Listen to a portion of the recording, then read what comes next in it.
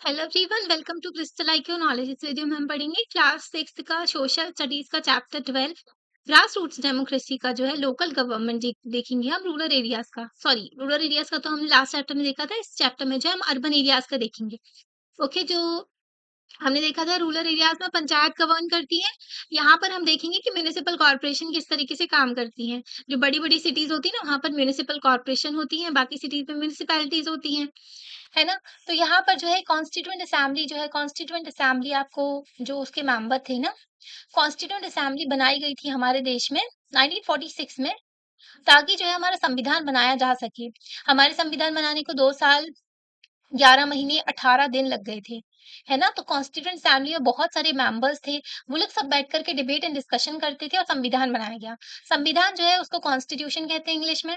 तो constitution of India जो है ना, इसमें सारी जो एक किताब है, इसमें सब कुछ लिखा हुआ है किस तरीके से हमारा देश गवर्न करेगा, है ना। हमारे देश में किस तरीके से एडमिनिस्ट्रेशन वगैरह होगा, जो गवर्नमेंट है उसकी क्या पावर्स है, सिटीजन्स के क्या अधिकार है, जुडिशरी की क्या पावर्स है, किस तरीके से इनको फंक्शन करना है, सारी चीजें जो है संविधान में लिखी हुई है। ओके, इसके अकॉर्डिंगली हमारा देश चलता है। तो कॉन्स्टिट्यूएंट असेंबली के एक मेंबर थे सिधवा। तो इन्होंने क्या बताया, इन्होंने बोला कि ये चाहते हैं कि एक लोकल बॉडी बनाई जाए। गांव के लिए कह रहे थे कि लोकल बॉडी होनी चाहिए, मतलब कि पंचायत होनी चाहिए, है ना, ताकि जो है लोग जान सके कि वो एडमिनिस्ट्रेशन होता कैसे है। फ्रेंचाइज जान सके। फ्रेंचाइज का मतलब होता है सभी लोगों को वोट देने का अधिकार है, चाहे मेल हो, चाहे फीमेल हो, चाहे दिव्यांगजन हो, चाहे बूढ़े लोग हो, चाहे कोई भी हो, बच्चे को नहीं होता। ठीक है, मतलब कि 18 साल के जो ऊपर के लोग हैं ना, सभी लोगों को वोट देने का अधिकार होता है हमारे देश में। ओके, तो यहाँ पर जो है उन्होंने बताया कि ऐसा होना चाहिए ताकि वो अपने अधिकारों को समझ सके, पावर्स को समझ सके, अपने जो राइट्स को समझ सके, है ना, और जो भी उनको फायदे होंगे इस बॉडी से, तो ये सब चीजें वो समझ सकते हैं, है ना, कि लोकल गवर्नमेंट के उनको फायदे पता चलेंगे इससे। यहाँ पर देखो, बॉम्बे म्युनिसिपल कॉर्पोरेशन के जो है 1865 में ये बनाया गया था। ठीक है, तो आपको हमने आपको बताया था लोकल सेल्फ गवर्नमेंट जो है उसके फादर कौन है। उसके लोकल सेल्फ गवर्नमेंट के फादर जो है लॉर्ड रिपन है। रिपन जो है हमारे देश में गवर्नर जनरल बन के आए थे। ओके, तो ब्रिटिश क्या करते थे, ब्रिटिश जो है जब हमारे यहाँ जो है कॉलोनियल रूल था, जब ब्रिटिश का कब्जा था हमारे देश में, तब यहाँ पर गवर्नर जनरल का जो है रूल हुआ करता था। तो लॉर्ड रिपन आए थे जब बन करके, कुछ टाइम के लिए आते थे, 5 से 6 साल के लिए ये लोग। तो ये थोड़े अच्छे इंसान थे, तो इन्होंने थोड़ा लोकल सेल्फ गवर्नमेंट के लिए काम किया हमारे देश में। तो उस टाइम पर ये बनाया था इन्होंने, ठीक है, बनवाया था मतलब कि। तो आप देख सकते हो कि ब्रिटिश का इंफ्रास्ट्रक्चर, जैसे हमारे राजा महाराजा पुराने जो कंस्ट्रक्शन कराते थे, एक नंबर मस्त होते थे, वैसे ही आज ये जो ब्रिटिशर्स भी करवाते थे, अभी भी टिके हुए हैं ये इनके जो इंफ्रास्ट्रक्चर वगैरह। और आज के टाइम पर जो बनाए जाते हैं, ब्रिजेस हो गए, चाहे रोडवेज हो गए, कुछ भी हो गया, सबके सब टूट फूट जाते हैं ना, बिल्डिंग वगैरह सब खराब हो जाती है। तो वही देखने को मिलता है कि आज के टाइम पर जो है ढंग से कुछ बनाया नहीं जाता है ना, करप्शन देखने को मिलता है। अर्बन लोकल बॉडीज क्या है, उनके फंक्शन क्या है, ये चैप्टर में हम देखेंगे। और इम्पोर्टेंट क्या है, ये जो इम्पोर्टेंस इनकी डेमोक्रेसी में और गवर्नेंस में, तो ये सब चीजें भी हम समझेंगे। इससे पहले वाले चैप्टर में हमने देखा था कि किस तरीके से डेमोक्रेसी में जो है गुड गवर्नेंस जब होती है तो सिटीजन्स को और मजबूत बनाया जाता है, एम्पावर किया जाता है, ताकि वो लोग एक्टिवली पार्टिसिपेट कर सके अपने देश की फंक्शनिंग में, है ना, कामकाज में एक्टिव पार्टिसिपेशन हो सके। और लोकल गवर्नमेंट में तो एक्टिव पार्टिसिपेशन होता ही है सिटीजन्स का। हमने देखा कि जो चाहे वो रूरल हो, चाहे रीजनल हो, या फिर अर्बन, स्टेट या नेशनल लेवल, जो हमने देखा था ना पिछले चैप्टर में कि नेशनल लेवल पे पार्लियामेंट होती है, स्टेट लेवल पे स्टेट लेजिस्लेटिव असेंबलीज होती है, और लोकल लेवल पे देखने को मिलती है पंचायत एंड म्युनिसिपैलिटीज, है ना। तो ये सब क्या है, ये सब पार्टिसिपेटरी डेमोक्रेसी देखने को मिलती है। इसमें हमारे द्वारा चुने गए रिप्रेजेंटेटिव जाकर के बैठ करके कामकाज करते हैं, है ना। तो हमने देखा था बेसिक्स जो है, हमने रूरल एरियाज का देखा कि किस तरीके से पंचायत होती है, पंचायत समिति वगैरह हम समझे थे, है ना। फिर उसके बाद में जो है हम अब इस चैप्टर में अर्बन एरिया के बारे में जानेंगे।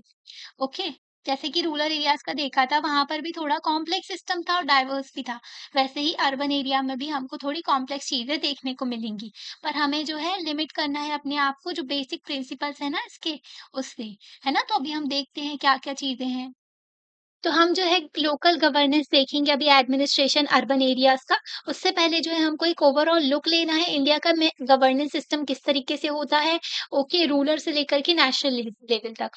ठीक है, तो ये जो पिरामिड है लोकल लेवल में देखने को मिलता है, जो सबसे पास में होता है लोगों के, और टॉप लेवल जो होता है नेशनल लेवल होता है। चैप्टर 11 में हमने देखा भी था है ना? जो यहाँ पर देखते हैं, ठीक है? तो ये देखो यूनियन गवर्नमेंट होती है नेशनल लेवल पे, है ना? तो यहाँ पर पार्लियामेंट होती है जिस पे बैठते हैं मेंबर ऑफ पार्लियामेंट, जो कि कामकाज करते हैं, कानून बनाते हैं देश के लिए। फिर होती है स्टेट गवर्नमेंट हर स्टेट में होती है ना? फिर होती है लोकल गवर्नमेंट जो है 3 देखने को मिलता है यहाँ पर, रूरल एरियाज़ में अलग और अर्बन एरियाज़ में अलग, ठीक है? जो सिटीज़ वाला एरिया हो गया और जो विलेज वाला उनमें अलग। तो रूरल एरियाज़ में जिसको पंचायती राज इंस्टीट्यूशन कहते हैं, अर्बन एरियाज़ को अर्बन लोकल बॉडीज़ कहते हैं, ठीक है?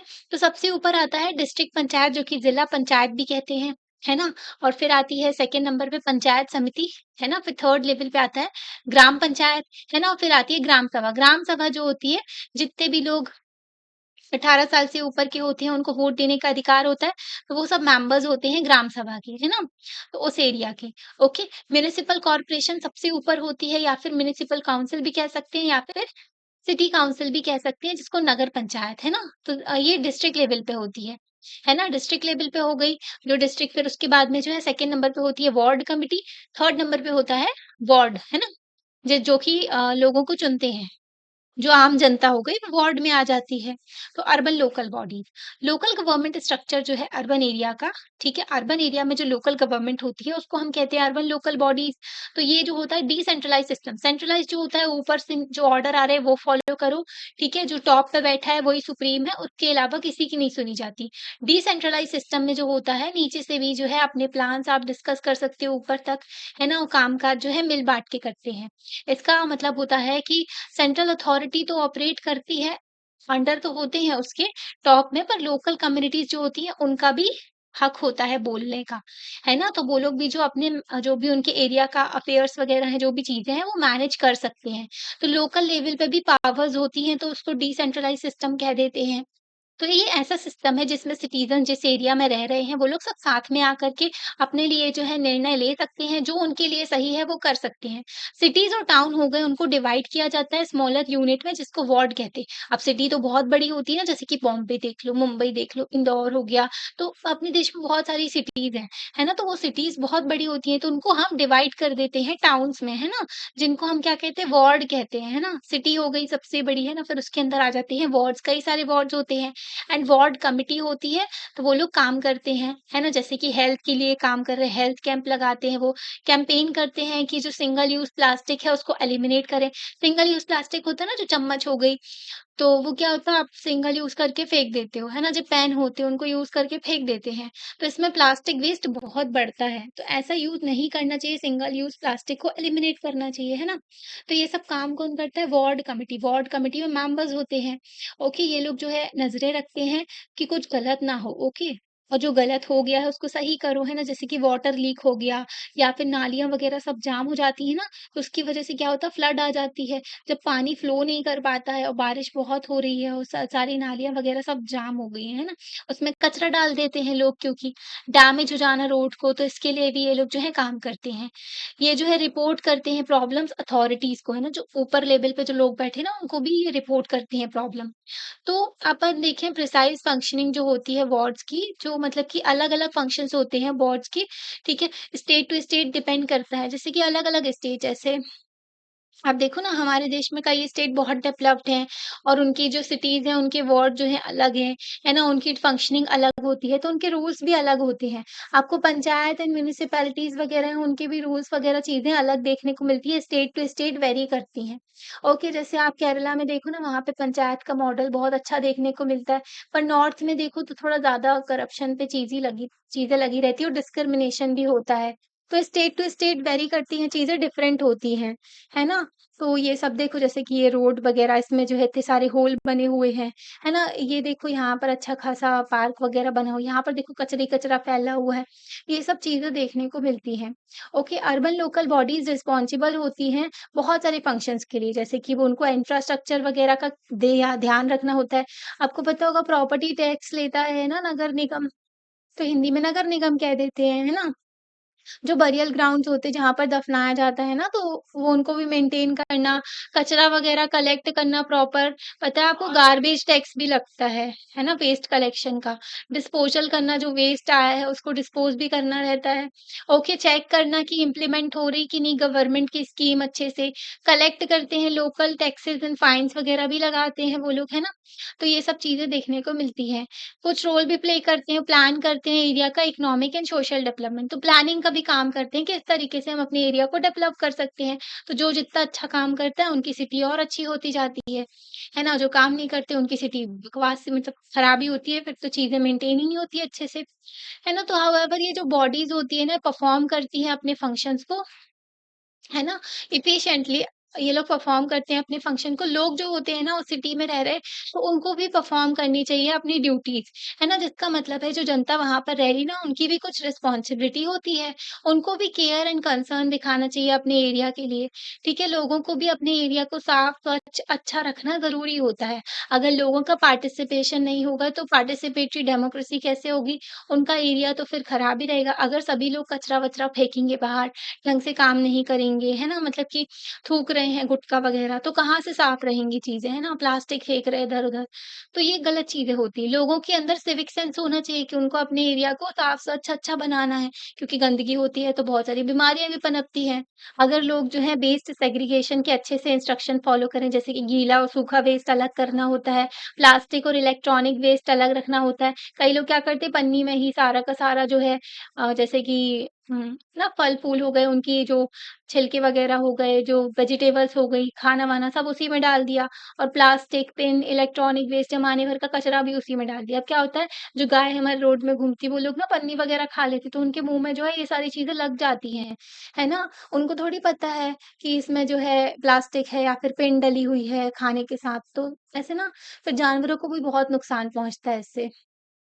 तो गार्बेज कलेक्शन भी ईज़ी हो जाता है अगर वेस्ट सेग्रीगेशन ढंग से करें वो लोग, है ना? नोटिस करना जैसे कि वाटर लीकेज हो रहा है स्ट्रीट में तो आप कंप्लेन करो, आपकी भी रिस्पॉन्सिबिलिटी होती है ना? रिपोर्ट करना कि प्रिवेंट कर सके फर्दर जो वेस्ट हो रहा है प्रीवियस मतलब कि जो पानी वेस्ट हो रहा है ना वो ना हो। तो जनता की भी बहुत रिस्पॉन्सिबिलिटी होती है अपने एरिया को क्लीन बनाने की, मेंटेन करने की कि वहाँ पर कुछ भी गलत चीज़ें ना हो। तो पीपल का पार्टिसिपेशन भी बहुत ज़रूरी होता है। यहाँ देखो मद्रास कॉर्पोरेशन ठीक है? तो ये भी इस्टैब्लिश की गई थी 1668 में 29 सितंबर को। तो ये ग्रेटर चेन्नई कॉर्पोरेशन है कहते हैं आज के टाइम पर इसको। तो ये ओल्डेस्ट म्युनिसिपल इंस्टीट्यूशन है इंडिया में, है ना? बॉम्बे का तो हमने देखा 1865 का। इससे पहले भी मद्रास का मतलब कि बन चुका था, जो कि अपनी सिटी को मेंटेन करते थे ये। ईस्ट इंडिया कंपनी ने इश्यू किया था चार्टर कि वो प्रीवियस मतलब इन्होंने क्या किया था जो टाउन बनवाया था फोर्ट सेंट जॉर्ज, है ना? और जो भी उनकी टेरिटरीज़ थी ना 16 किलोमीटर के अंदर, तो उन सबको जो है कॉर्पोरेशन के अंदर ले लिया। हमारे देश में ना जो ब्रिटिश रूल देखने को मिलता है 1757 से जो 1857 तक था, तो फर्स्ट वॉर ऑफ इंडिपेंडेंस हुई थी यहाँ पर। तो इसको बोलते हैं कंपनी रूल। इस टाइम पर जो है प्राइवेट कंपनी थी ना, तो वो ट्रेड किया करती थी, तो उसने ही अपने देश को जो है कॉलोनी बना लिया था, यूज़ करने लगे थे हमारे देश को अपने फ़ायदे के लिए। फिर उसके बाद में जब फर्स्ट वॉर ऑफ इंडिपेंडेंस हुई, क्रांति हो गई थी, जब बहुत सारे सोल्जर्स हो गए और बहुत सारे जो राजा-महाराजा थे, उनने भी फाइट की थी कि अंग्रेज़ों को भगाएँ। तो उसके बाद जो है सप्रेस तो कर दिया गया था ये रिवॉल्ट, तो ये जो है फिर इसके बाद जो क्राउन रूल आ गया था मतलब कि ब्रिटिश गवर्नमेंट अब डायरेक्टली हमारे देश को कंट्रोल कर रही थी। तो 1947 तक फिर क्राउन रूल ही चला। ओके, तो इस टाइम पर जो है कंपनी का रूल था ईस्ट इंडिया कंपनी क्योंकि ये लोग ना ईस्ट की तरफ आए थे, इसलिए इनकी कंपनी का नाम ईस्ट इंडिया कंपनी था। तो इन्होंने ना क्या किया था कि इन्होंने अपना एक फोर्ट सेंट जॉर्ज बनाया और उसके आस-पास का जितना एरिया है उनके कॉर्पोरेशन में आ गया।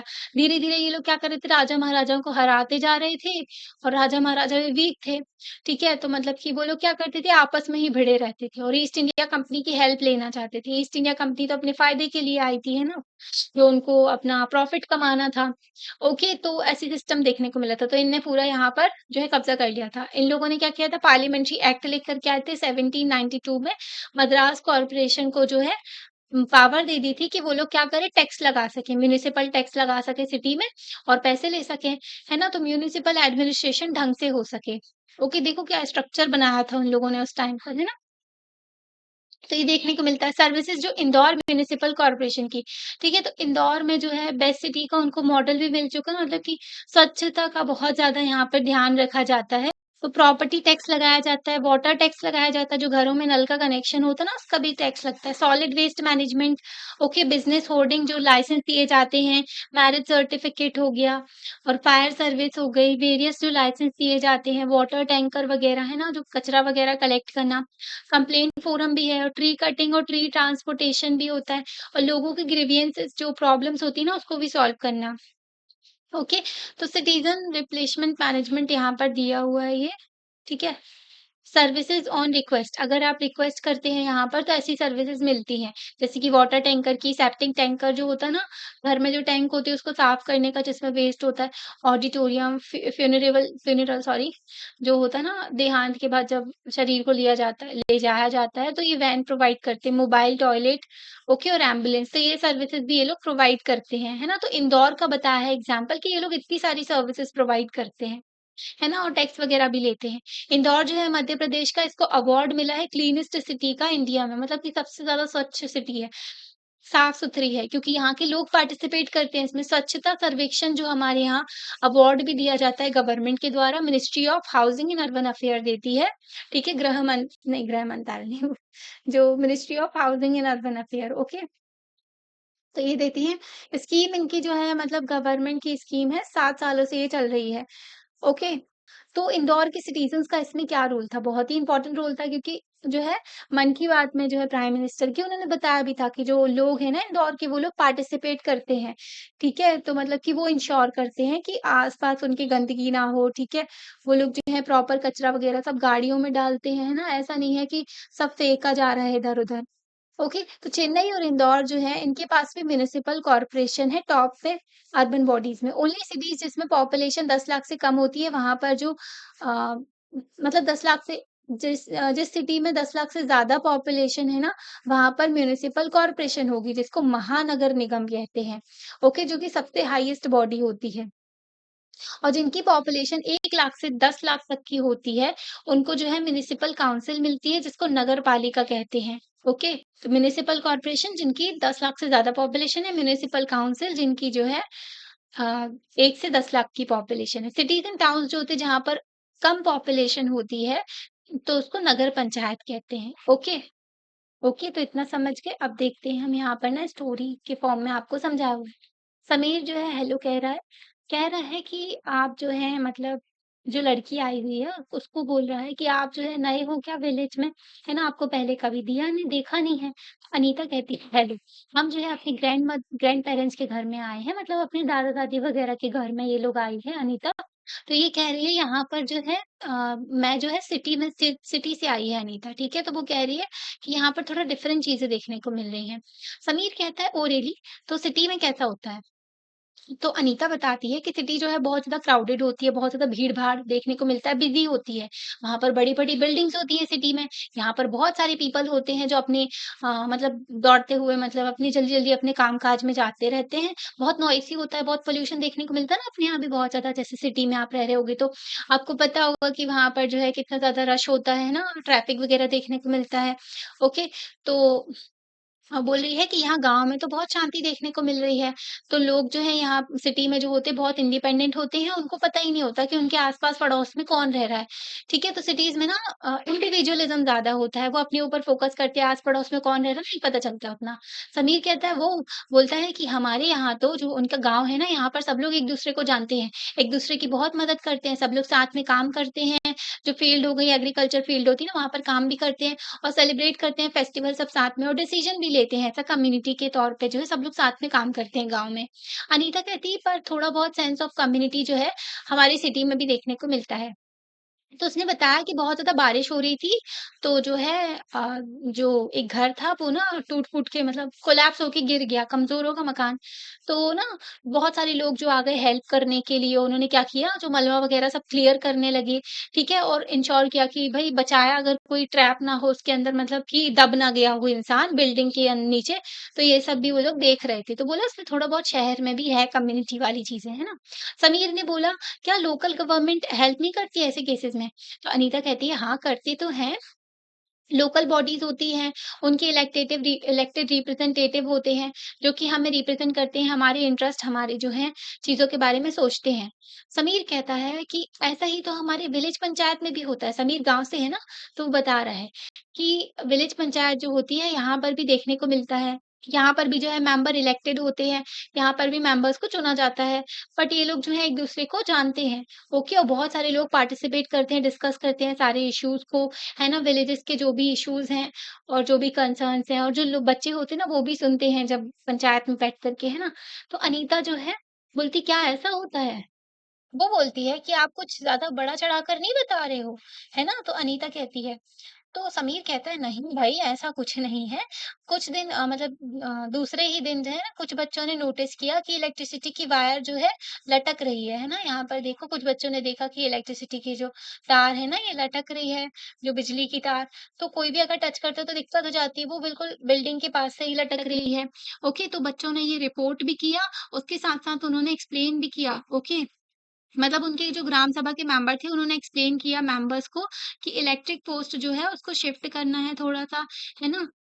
और वो काम भी हो गया उनका। तो मतलब कि एक्टिवनेस देखने को मिल रही है यहाँ पर कि अगर कुछ गलत होता है तो लोग रिपोर्ट भी करते हैं। अनीता ग्रेट बोलती बहुत अच्छी बात है ये तो, है ना? तो उसने बोला कि इस तरीके से ही डेमोक्रेसी को काम करना चाहिए, है ना? डेमोक्रेसी को काम करना चाहिए और ऐसा लगता है कि कॉम्प्लिकेटेड है सिटी में और ज़्यादा थोड़ा बट आइडिया तो सेम ही है। हर किसी की वॉइस मैटर करती है, ओके? हर एक इंसान जो है, जो डेमोक्रेसी में रह रहा है, जो देश का नागरिक है, उस हर इंसान की वॉइस मैटर करती है। समीर कहता है यस, बोलता है सॉरी क्योंकि उसको कहीं जाना था, ठीक है? उसकी मम्मी को उसकी हेल्प चाहिए थी शॉपिंग में। तो वो बोलता है कि थैंक यू तुमने मुझे सिटी के बारे में बताया। अनीता कहती है थैंक यू कि तुमने मुझे विलेज के बारे में बताया और जो है वो क्या करेगी आस-पास और देखेगी। समीर कहते हैं कि फिर से हम मिलेंगे, ओके बाय, है ना? तो ये हो गई इनकी कन्वर्सेशन। तो हम सम अप करते हैं चैप्टर को। अर्बन एरियाज़ में हमने देखा डिसेंट्रलाइज्ड गवर्नेंस होता है। यहाँ पर जो थोड़ा डिफरेंट तरीके से जो लोकल बॉडीज़ काम करती हैं, है ना? जो कि फुलफिल करते हैं, कई सारे फंक्शंस होते हैं लोकल बॉडीज़ के हेल्थ, एजुकेशन ज़माने भर की चीज़ों का काम होता है, टैक्स भी कलेक्ट करती है। हमने इंदौर का एग्ज़ाम्पल भी देखा, इंदौर सर्विसेज़ कैसी प्रोवाइड करते हैं वो सब भी देखा। तो रूरल कॉन्टेक्स्ट में भी हमने देखा था और अर्बन बॉडीज़ जो है वहाँ पर भी इलेक्टेड मेंबर्स होते हैं, जो कि लोकल सिटीज़न चुनते हैं ना, लोकल सिटीज़न को वो रिप्रेज़ेंट करते हैं वहाँ जाकर के। सिटीज़न जो है उनकी भी कुछ ड्यूटी होती है, ताकि लोकल बॉडीज़ भी अपने फंक्शंस को अच्छे से परफ़ॉर्म कर सके। ओके? तो चैप्टर हो गया है कंप्लीट। आपको कैसा लगा आप लाइक करके बता सकते हो, चैनल को सब्सक्राइब भी कर सकते हो, अपने फ्रेंड्स के साथ में शेयर भी कर सकते हो। Thank you.